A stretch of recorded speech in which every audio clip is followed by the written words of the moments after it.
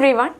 ഇനി നമുക്ക് നെക്സ്റ്റ് എഴുതാനുള്ളത് നമ്മുടെ മലയാളം ഫസ്റ്റ് എക്സാം ആണ് അല്ലേ. അപ്പോൾ മലയാളത്തിൽ നമുക്ക് പൊതുവേ ഉള്ളൊരു കാര്യമാണ് ഈസി ആയിട്ട് പഠിച്ചെടുക്കാം, ഈസി ആയിട്ട് മാർക്ക് സ്കോർ ചെയ്യാം എന്ന് വിചാരിക്കുന്ന ഒരു സബ്ജക്റ്റാണ് നമ്മുടെ മലയാളം. പക്ഷേ കുറേ പേർക്ക് മലയാളത്തിൽ മാർക്ക് കുറയാനുള്ള മെയിൻ ആയിട്ടുള്ള കാരണം എന്ന് പറയുന്നത് എന്താണ്? മലയാളത്തിൽ നിങ്ങൾക്ക് ജനറൽ ആയിട്ടുള്ള കുറേ കാര്യങ്ങളാണ് ചോദിക്കുക. ആസ്വാദനക്കുറിപ്പ്, ഉപന്യാസം, പ്രസംഗം എഴുതാൻ, അതുപോലെ തന്നെ നമ്മുടെ കഥാപാത്ര നിരൂപണം എഴുതാൻ. അപ്പോൾ ഓരോ കാര്യങ്ങൾക്കും കൃത്യമായിട്ടുള്ള ഒരു ഫോർമാറ്റ് ഉണ്ട്.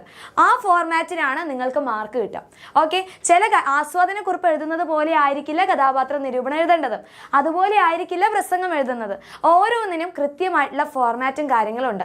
അത് നിങ്ങൾ കറക്റ്റായിട്ട് ഫോളോ ചെയ്ത് കഴിഞ്ഞാൽ മാത്രമാണ് ആ ഒരു ക്വസ്റ്റ്യന് നിങ്ങൾ വിചാരിച്ച പോലെ നല്ല മാർക്ക് സ്കോർ ചെയ്യാൻ പറ്റുള്ളൂ. അപ്പോൾ നിങ്ങൾ വെറുതെ വലിച്ചു വാരി കുറേ എഴുതിയിട്ട് കാര്യമില്ല.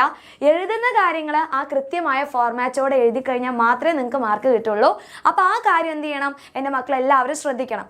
അപ്പോൾ ഓരോ കാര്യങ്ങളും എങ്ങനെയാണ് എഴുതേണ്ടത് എന്നുള്ള കാര്യം ഇന്നത്തെ ലൈവിൽ നമ്മൾ എല്ലാവരും ഡിസ്കസ് ചെയ്യുന്നതായിരിക്കും. സോ ഇന്ന് കറക്റ്റ് 7:30 നമ്മുടെ മലയാളത്തിൻ്റെ ലൈവ് ഉണ്ടായിരിക്കും. അപ്പോൾ 7:30 മക്കളെല്ലാവരും ഫ്രണ്ട്സിനെയൊക്കെ കൂട്ടി നമ്മുടെ ലൈവിലോട്ട് ജോയിൻ ചെയ്യാം. ഓക്കെ, സോ മലയാളത്തിൽ എൻ്റെ മക്കൾക്ക് ചോദിക്കാൻ ചാൻസ് ഉള്ള ഒരു ക്വസ്റ്റ്യൻ ആണ് താരതമ്യ കുറിപ്പ് തയ്യാറാക്കാൻ. അപ്പോൾ ഈ ഒരു താരതമ്യ കുറിപ്പ് എന്ന് പറയുമ്പോൾ വെറുതെ നമ്മൾ എഴുതി വെച്ചിട്ട് കാര്യമില്ല, അതിനും കൃത്യമായിട്ടുള്ള ഒരു ഫോർമാറ്റ് ഉണ്ട്. അപ്പോൾ ഒരു താരതമ്യ കുറിപ്പ് ചോദിച്ചു കഴിഞ്ഞാൽ എന്തൊക്കെ കാര്യങ്ങളാണ് ശ്രദ്ധിക്കേണ്ടതെന്നാണ് ഈ ഒരു വീഡിയോയിൽ മിസ് പറഞ്ഞുതരാൻ പോകുന്നത്. സോ ഈ ഒരു വീഡിയോ എന്ത് ചെയ്യണം? മാക്സിമം ഫ്രണ്ട്സിലോട്ടൊക്കെ ഷെയർ ചെയ്യാം. ഓക്കെ, സോ ആദ്യം നോക്കിക്കേ, താരതമ്യ കുറിപ്പ് എഴുതുമ്പോൾ താരതമ്യം ചെയ്യാൻ തന്നിരിക്കുന്ന ശ്രദ്ധയോടെ വായിച്ച് മനസ്സിലാക്കണം. അപ്പോൾ ആദ്യം നിങ്ങൾക്കൊരു കൂൾ ഓഫ് ടൈം ഉണ്ടായിരിക്കും. ആ സമയത്ത് ഇങ്ങനെയുള്ള ക്വസ്റ്റ്യൻസിന് കുറച്ച് സമയം സ്പെൻഡ് ചെയ്തിട്ട് നിങ്ങൾ എന്ത് ചെയ്യുക? ആ രണ്ട് കവിത ആയിരിക്കാം, അല്ലെങ്കിൽ 2 കഥകളായിരിക്കാം, അത് കൃത്യമായിട്ട് വായിച്ച് മനസ്സിലാക്കാം.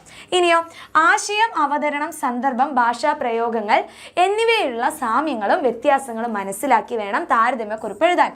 അപ്പോൾ ഒരു താരതമ്യ കുറിപ്പ് എഴുതുന്ന സമയത്ത് അവിടെ സാമ്യങ്ങൾ ഉണ്ടായിരിക്കും, വ്യത്യാസങ്ങൾ ഉണ്ടായിരിക്കും. അത് നിങ്ങൾ വായിക്കുന്ന സമയത്ത് തന്നെ നിങ്ങൾക്ക് അത് കൃത്യമായിട്ട് മനസ്സിലാക്കാൻ പറ്റും.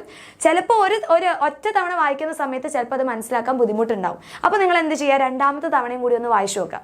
ഓക്കെ, കൂടുതൽ സമയം എടുക്കരുത്, വേഗം തന്നെ വായിച്ചു നോക്കാം. ഓക്കെ, ഇനി ശ്രദ്ധിക്കേണ്ട കാര്യമാണ് സാമ്യങ്ങളാണ് ആദ്യം എഴുതേണ്ടത്, അതിനുശേഷം മാത്രമേ വ്യത്യാസങ്ങളെ കുറിച്ച് എഴുതാൻ പാടുള്ളൂ. അപ്പോൾ ആദ്യം തന്നിട്ടുള്ളതിൽ 2 കവിതകളാണെങ്കിൽ അവർക്ക് തമ്മിലുള്ള സാമ്യങ്ങൾ എന്തൊക്കെയാണ്, അവർ തമ്മിലുള്ള സിമിലാരിറ്റീസ്, അതാണ് നമ്മൾ ആദ്യം എഴുതേണ്ടത്. പിന്നീട് അവസാനമാണ് വ്യത്യാസങ്ങൾ എഴുതേണ്ടത്.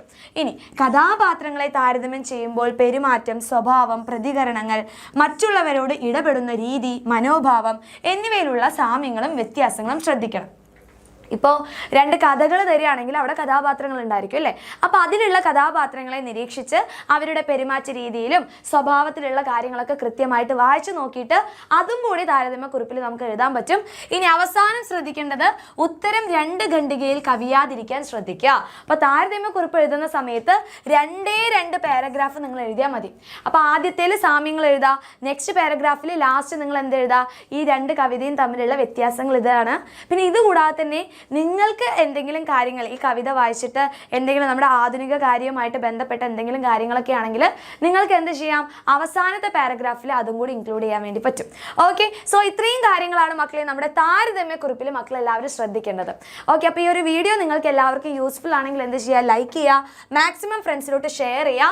അതുകൂടാതെ തന്നെ ഇപ്പോൾ നമ്മൾ ക്ലാസ് 7th കഴിയാൻ വേണ്ടി പോവാണ്. മാർച്ച് അവസാനം കഴിഞ്ഞാൽ 2 മാസം വെക്കേഷൻ കഴിഞ്ഞാൽ എൻ്റെ മക്കളെല്ലാവരും 8ാം ക്ലാസ്സിലോട്ടാണ് കിടക്കുന്നത് അല്ലേ. അപ്പോൾ 8ാം ക്ലാസ്സിൻ്റെ നമ്മുടെ എക്സാമിന് ബാച്ചാണ് നമ്മുടെ ശക്തി ബാച്ച്. അപ്പോൾ നിങ്ങൾക്ക് 8ാം ക്ലാസ്സിൽ ഫുൾ മാർക്ക് സ്കോർ ചെയ്യാനുള്ള എല്ലാ കാര്യങ്ങളും നമ്മുടെ ശക്തി ബാച്ചിലുണ്ടായിരിക്കും.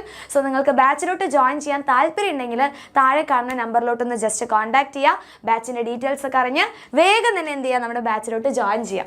ഓക്കെ, സോ ഇന്ന് നമ്മുടെ മലയാളം ഫസ്റ്റിൻ്റെ ഫൈനൽ മാരത്തോൺ ലൈവ് ഉണ്ടായിരിക്കും. അത് നമ്മൾ ഉഷാറാക്കും, അടിപൊളിയാക്കും. ഓക്കെ, അപ്പോൾ എല്ലാവരും കറക്റ്റ് സമയത്തിന് എന്ത് ചെയ്യുക? നമ്മുടെ ലൈവിലോട്ട് ജോയിൻ ചെയ്യുക. എങ്ങനെയാണ് മലയാളത്തിലുള്ള ഓരോ ക്വസ്റ്റ്യൻസും ഈസി ആയിട്ട് ആൻസർ ചെയ്യാന്നുള്ള കാര്യം ലൈവിൽ നമ്മൾ ഡിസ്കസ് ചെയ്യുന്നതായിരിക്കും. സോ ആരും ലൈവ് മിസ്സാക്കരുത്. So all the very best.